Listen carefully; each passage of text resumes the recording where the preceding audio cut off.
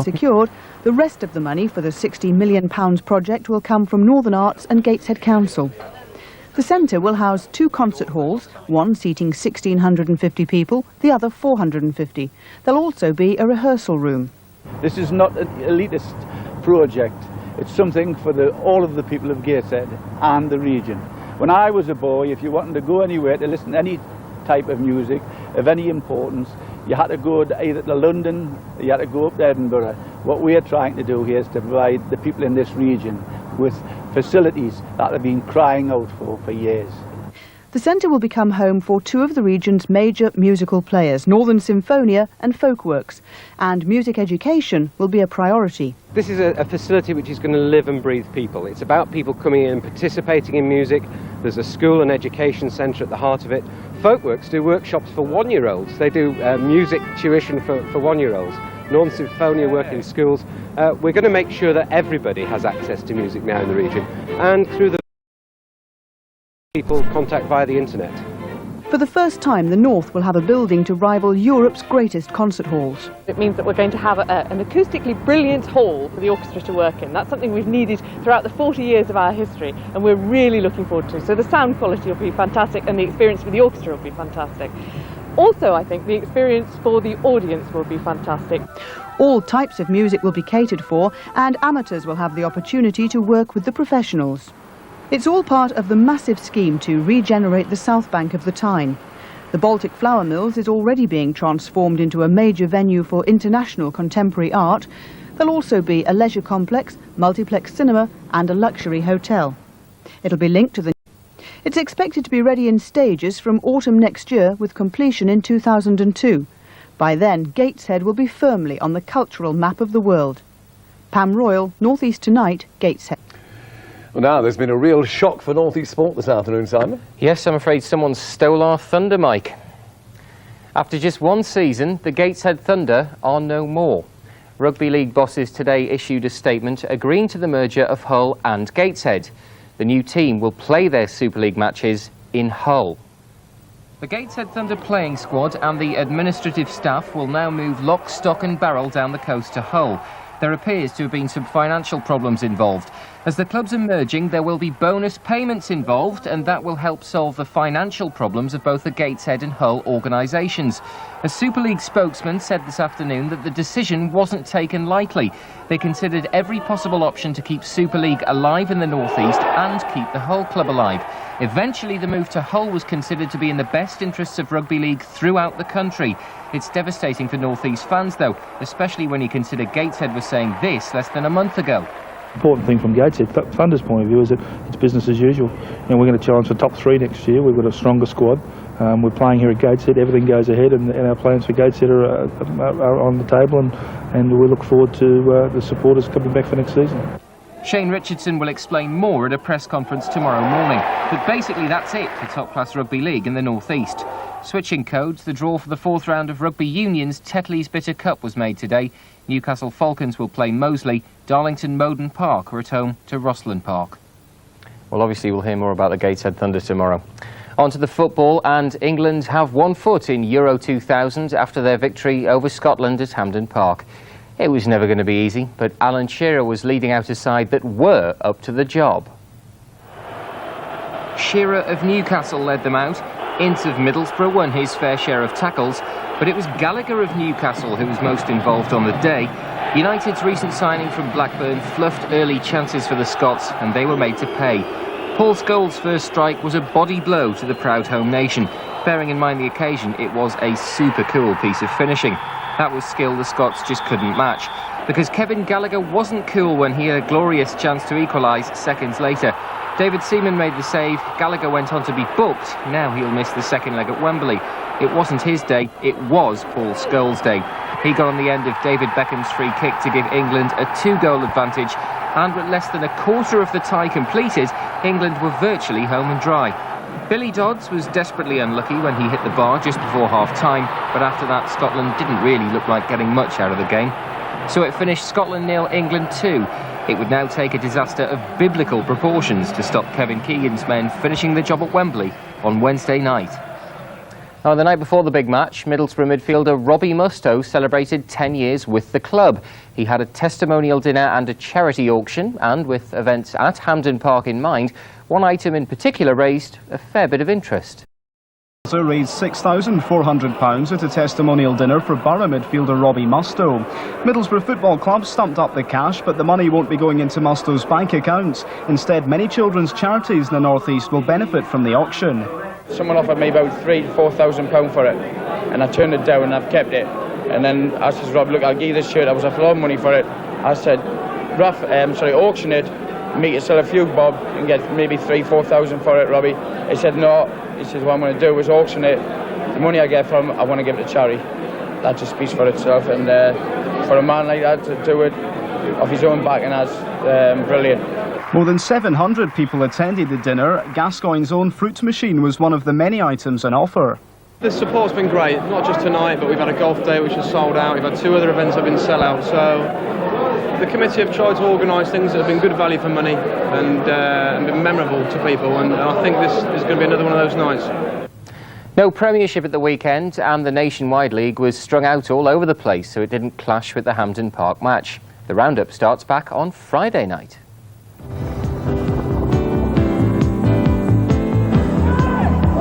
Friday night out at Feetham's, and the Quakers fans were rocking early doors when Marco Gabbiadini went round Neville Southall. What to wear, what not to wear, what to eat, what not to eat, who you can eat, who you can't eat for that matter.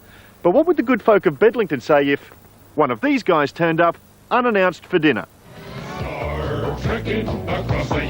Bedlington, population several thousand people and numerous cats and dogs. Well, for the time being anyway. But if Margaret Milne from the local Chamber of Trade has her way, there could be some unannounced visitors once the American Space Agency NASA throws out the welcome mat for alien life forms in 2001. Should someone or something take up the Bedlington offer, an obvious barrier would be the language. Well, let me give you a couple of examples of what a foreigner would say and see if you can tell me what I mean. Right. Okay. How's that sound? Right. If I turned up and said I was flat out like a lizard drinking, what would you think? Drunk? If I said leave the money on the fridge, what would you think? I wouldn't have a clue. Right. Bedlington Chamber of Trade's trying to encourage aliens to come to town. What do you think? Oh, it's a bloody bulls. Obviously, not all the locals are pleased about the alien invitation. Would you sell them a cake? Oh, yes, I would sell them a cake. What cake would you recommend for an alien? What about the sly cake?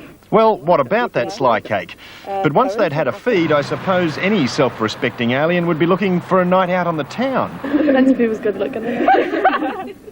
Well, maybe not. Well, I thought the people of Bedlington were really nice. Just remember, dog and bone is the phone, and you use that to phone home. And toad in the hole is apparently something that you can eat. But enough of England. Where do you want to go to next? Patrick Condren, North East Tonight.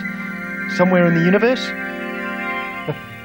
I wonder what colour the sky is on Patrick's planet. Had a good weekend? It was an excellent weekend. I was at Bedlington, funnily enough. In banking, it's not about branches, and so we've created an announcement whereby 400 jobs are being made in the North East for a local company which is doing well, but sadly it means the closure of some branches. So in a sense that's a trade-off. We'd prefer not to, but we have to. Most of the 400 new jobs will be based at Gosforth in Newcastle and will be computer and customer service based. A new automated call centre will be set up in Sunderland, providing work for 100 people. News of the branch closures hasn't gone down well with. It says it's a bitter disappointment to staff and customers. Well, with John now is Rob McGregor from the banking union Unify. Well, Rob McGregor, there's an overall net gain of 150 jobs here, so why the condemnation? Well, new jobs are obviously to be welcome, but the reality is we're losing 250 jobs, predominantly here in the North East. And importantly for the customers, we're losing almost a third of the branch network. This means that over the last 2 years, Northern Rock's branch network has actually been cut in half. and we don't think that's particularly good news at all. But aren't you, as a union, living in the past a little bit? Because it's true, isn't it, that more and more people are using the phone and the internet to do their banking, and branches, it seemed, are going out of fashion. Well, certainly internet banking, telephone banking is on the increase, but still a sizable proportion of Northern Rock's customers and the public in general still like a local regional branch. I mean, let's not forget that cash machines have been around for best part of 20 years, and yet still 30% of the population refuse to use them. I think, and we think as a trade union, that this is a bad move by Northern Rock. So, in your view, is this just cost-cutting, or what's the motive behind it? Well, primarily it's cost-cutting. Northern Rock is a public limited company. It has to reduce its costs, and it has to be accountable to the city. So we think predominantly it's a cost-cutting move, and it's a step in the wrong direction. This isn't something peculiar to Northern Rock, though, is it? Lots of banks are doing this. No, it's not, and we acknowledge that there is a change going on in the industry, but the reality is that a lot of customers still need and want a local regional branch presence, and that's going to be denied to a lot of customers in the bank from now on. Rob McGregor, thank you very much for joining us. The North East has one of the worst records in the country for pregnancy among young girls, and today a campaign's been launched to tackle it. There'll be more access to contraception and more education to prevent the pregnancy in the first place. Recent figures show that Sunderland has the worst rate in this region when it comes to girls under 16. Out of every 1,000, 16 become pregnant. That's nearly double the national average of 8.8. Well, it's something even the Prime Minister wants resolved. Earlier this year, he revealed Britain has the highest level of teenage pregnancies in Europe. Studying for GCSEs, but already at just 16 and 17, these girls have been through more than most. I guess you just don't think it'll happen to you. Well, I didn't anyway. The girls were at school when they discovered they were pregnant. They admit now that they knew little about contraception.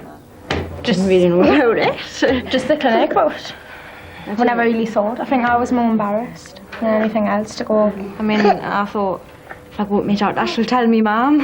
But you have to, I don't know if you have to still take your mum if you're under 16 at the doctors, I don't know, but I mean, I never really thought.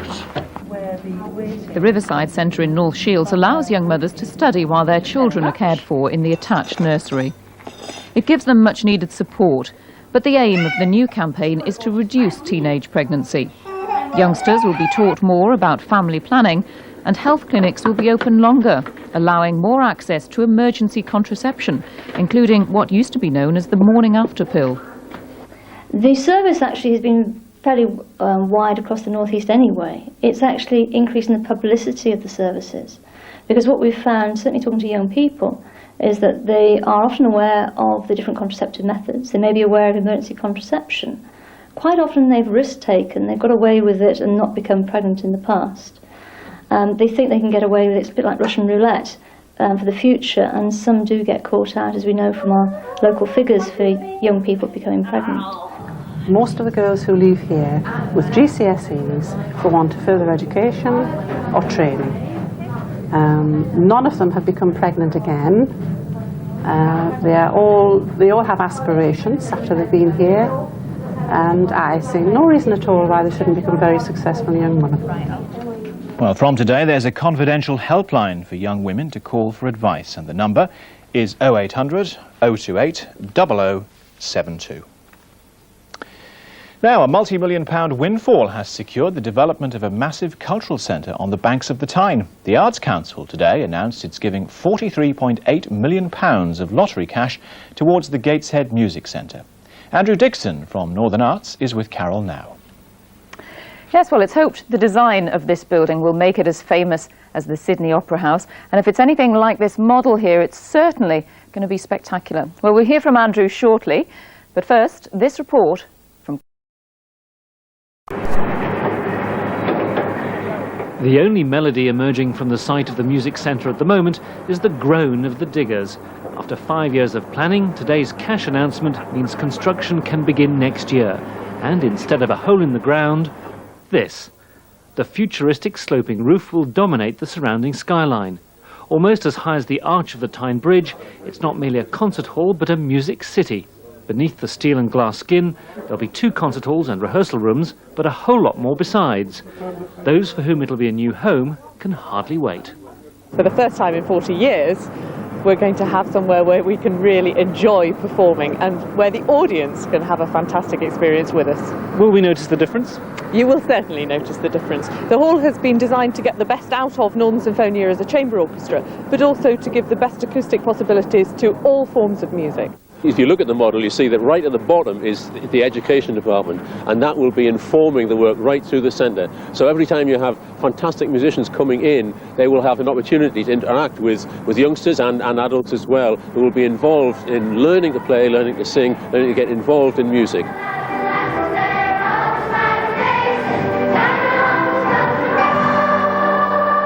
This is the kind of thing they have in mind. 1,000 children from all over the north belting out a tune. At the moment, only the Newcastle Arena is big enough to hold them all, but leading them in rehearsal is Andrew Scott. He's been appointed the Music Centre's Education Director, even though work on his building hasn't even begun. But when complete, it'll hopefully be buzzing with noise 7 days a week, as exciting to the ear as it is to the eye. Sydney, Australia had no qualms in modelling its harbour bridge on ours, and we'll soon have an architectural and musical centrepiece to rival their opera house. When we built the Angel, people roundly criticised us, if you recall, but we stuck to our guns. We said that we would build it, we promised it would be built, and it is built, and it's a world-known statue now. So the fact of the matter is, when we say we're going to do something, we do it. And I can assure you that this is going to be one of the best cultural facilities in the world. As well as the banks of the Tyne echoing to all types of music, from classical to jazz, and students doing their degree in music, the next door Baltic Arts Centre and Millennium Bridge should prove a real draw. Gateshead has now received more lottery cash from the Arts Council than anywhere else in Britain. Well, this is it. We've taken the roof off. This gives you an idea of where the money will be going. Andrew, you're from Northern Arts. Just tell us a little bit about the main features of the building. Well, the building's been designed from the inside out, so they literally started with the seats and making sure it was a good, comfortable place to be, good acoustics, and it's been designed with people in mind, and so the roof came last. This is the main hall, which and this is a smaller hall, which will be very informal in the round, rehearsal centre, and then these wonderful foyers that wrap around and will look out across the Tyne, give the most fantastic views of Newcastle, which haven't been seen for years. Yeah, and the good thing is, as you say, it's designed around the audience for maximum comfort and sound. I mean, there's been a lot of comments about, well, you know, how will this be driven? Will it be like the problems that have happened in Sheffield? This is a living, breathing building. It's going to have people in it throughout 16 hours of a day.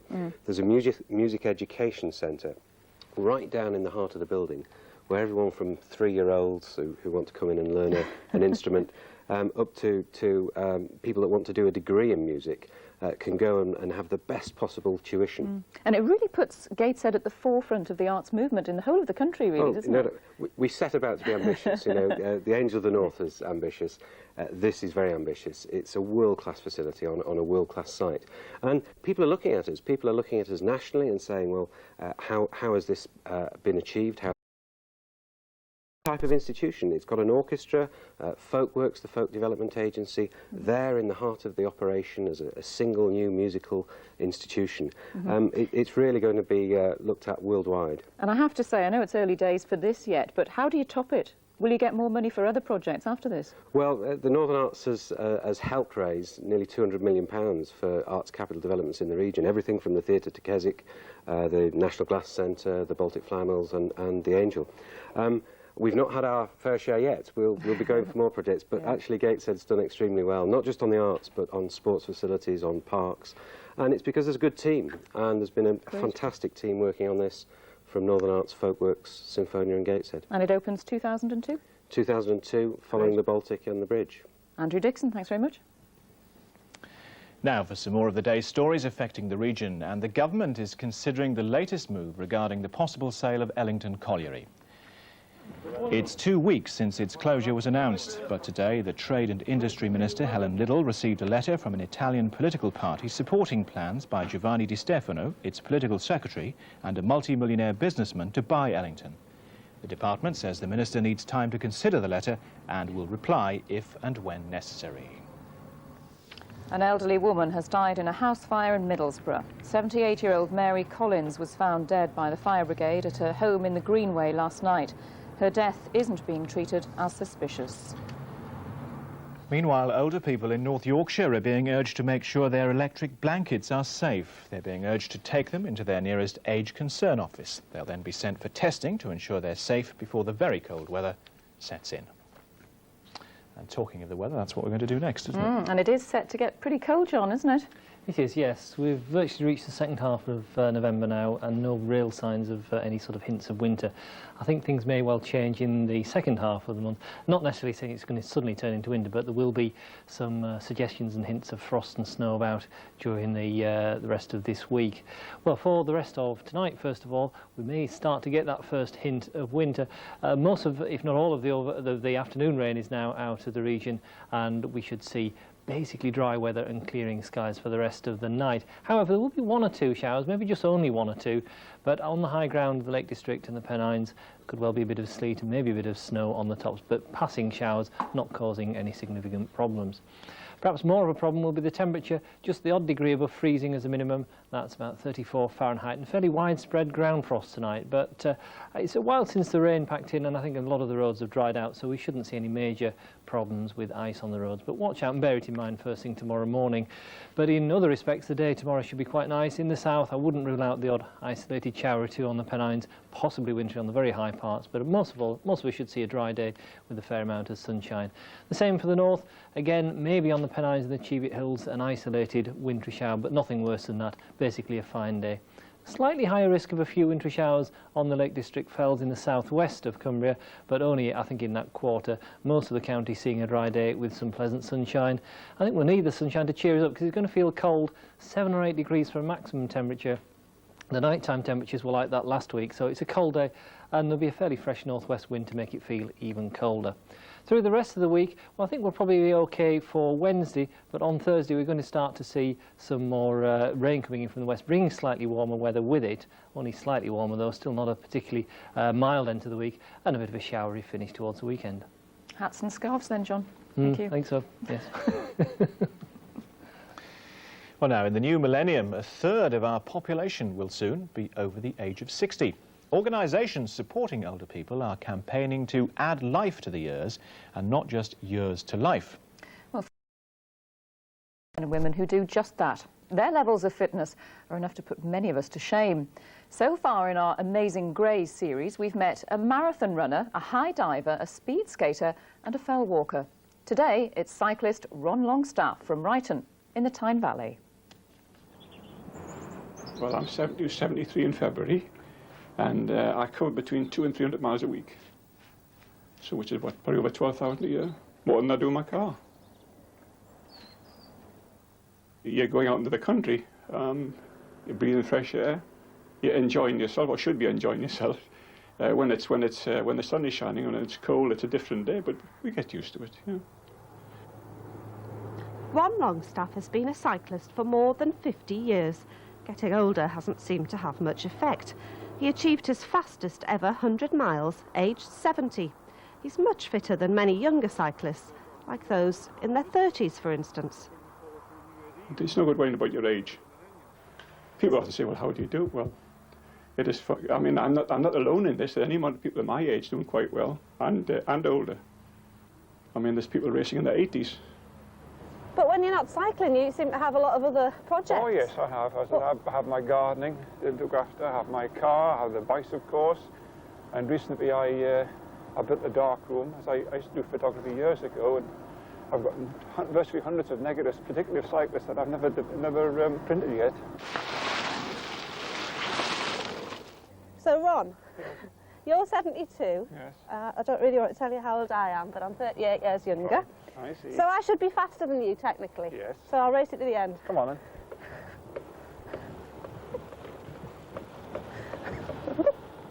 Oh, heck. Do you often beat people who are a lot younger than you? Oh, yes. How much younger? Well, I've beaten people in their 20s. One or two people say, well, how does he do it? But I say, I mean, there's plenty of any man like me, and older than me. How do the people in their 20s feel when the 72-year-old beats them? I don't think they're particularly enthusiastic. again, you see, when I'm racing, I wouldn't say it bothers me, but when I get somebody younger past me, I think, well, if I could only turn the clock back, it would be on the other foot. But it's one of those things. I started competing in what is known as time trials. That's against the clock on the road at 10 miles, 25 miles, 50 miles, 100 miles. But I just followed on from there. We have various competitions, and I've always done reasonably well. And Ron's also reasonably modest. You might think these trophies are from a lifetime of cycling, but they're not. Every one of them was won since he retired. How long do you think you'll keep going with your cycling? Oh, it was up to the wife. I'll finish tomorrow, but I don't know. As long as my health's okay, I suppose. That's how things go. Does she want you to pack it in? Well, she says to me, well, you've done it all, so why do you keep going on? Well, I haven't got a really firm answer for that. You just love it? Yeah. Well, it's been a real treat being out with Ron, and I think I finally found a way of catching up with him.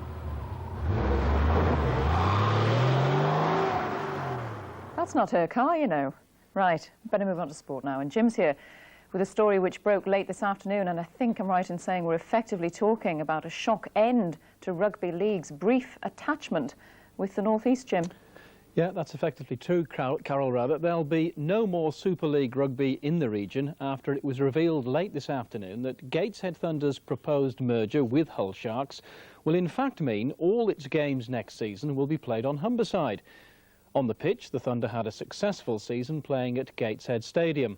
And this news is something of a surprise. Well, to shed more light is Andrew Whitelam. He joins me now from Leeds. Mr. Whitelam, what can you say to Gateshead Thunder fans tonight who are bound to be feeling, I think, betrayed is the word, isn't it? Well, it's understandable that they're very disappointed, and I must say that the Super League clubs took the decision to rubber stamp the proposals put forward by Gateshead and Hull with a very heavy heart indeed. Unfortunately, it was the only option available, and in the end the Super League clubs feel that it is the best thing to do for rugby league throughout the UK. The situation was that Gateshead and Hull got their heads together to take advantage of some money that was available for joint ventures. As you point out, the original joint venture saw Hull dropping down a division and Super League continuing in Gateshead. But unfortunately, the clubs in the APC, which is the lower division, the Northern Ford Premiership beneath Super League, they indicated that they indeed wouldn't allow Hull to play in their division. And so the Super League clubs, and indeed Gateshead and Hull, their hand was forced. And the consortium, the Gateshead and Hull consortium, believe that it's the only way forward for them to continue to play Super League at Hull. They will, I must point out, however, continue to be rugby league in the North East. The Gateshead Mets will continue with the greatest at the respect, academy level. it's not the rugby league that people had expected, is it? No, After that's one season, effectively, rugby league is over in Gateshead. No, it's not. Super League is over. Rugby League continues at all levels. As I say, the Gateshead Mets will continue, which is a semi-professional junior competition, and also the amateur league and the amateur structure that's been in existence in the North East a good few years before the Thunder were even conceived. Okay, Mr. Whitelam, that'll continue. Thank you very much for joining us. We'll have to leave it there. Well, less controversially perhaps, basketball, and the Newcastle Eagles went down. It looks idyllic, but it wasn't always this way. There was a time when many families began to drift away. Those left decided they couldn't let their village die. Leading them was retired forester Ernie Swales. When we lost the school 20 years ago almost, and they built the reservoir, we lost quite a few houses, and with the houses we lost the people that lived in them, the children that came to school, people that came to dances, whist drives, and whatever function was in the village. So about 15 years ago, the parish council thought we'd better do something to help the slide. With that in mind, we started trying to attract visitors into the village. He's already won the MBE for his work, and everywhere you look you can see his influence. The Riverside Path is largely down to him. The playground was built after Ernie raised the money to buy the land, and he even planted the maples and aspens all along the riverside. He's also made sure it's accessible for everybody. If you wish, if you're a wheelchair user, you can come here and fish quite safely. You can see here otters. Otters? Oh yes. There are kingfishers here, There are a lot of quite a few dippers now. While we were chatting to Ernie, we heard a splash. Not an otter, but salmon spawning just a few yards away. This is the sort of sight Ernie says makes all his work worthwhile. Tell me the truth, have you done this for other people or have you done it just to enjoy yourself? Well, really, yeah, I must admit that I do enjoy all these things I've done, but they are for everybody to enjoy. And that's exactly what the National Park Award is all about, bringing together conservation and public enjoyment. Just finally to give you this, which says that it's the winner for you to keep. Thank you. We've not been here very long, only 2.5 years, but I'd just like to say the people here are wonderful. Everybody's wonderful, the way they accept you and work together, and you know, it's a lovely place to be. Lovely too for this little fella. The forests here make this one of the red squirrel's last strongholds, and people come here from hundreds of miles away to try and see one. There you are, one of Britain's rarest creatures. So it isn't just Ernie. I'm in Don Clegg's garden now, and he's another person who lives in Falstone who's really doing his bit for the environment too. The tourist officers market Northumberland as the secret kingdom, but with Ernie Swales and his wildlife walk, and Don Clegg with his wildlife garden, this part of the county at least won't stay a secret much longer. Well, it's lovely. Well, that's about all from us tonight. We're back, of course, tomorrow when I'll be inviting you to vote for our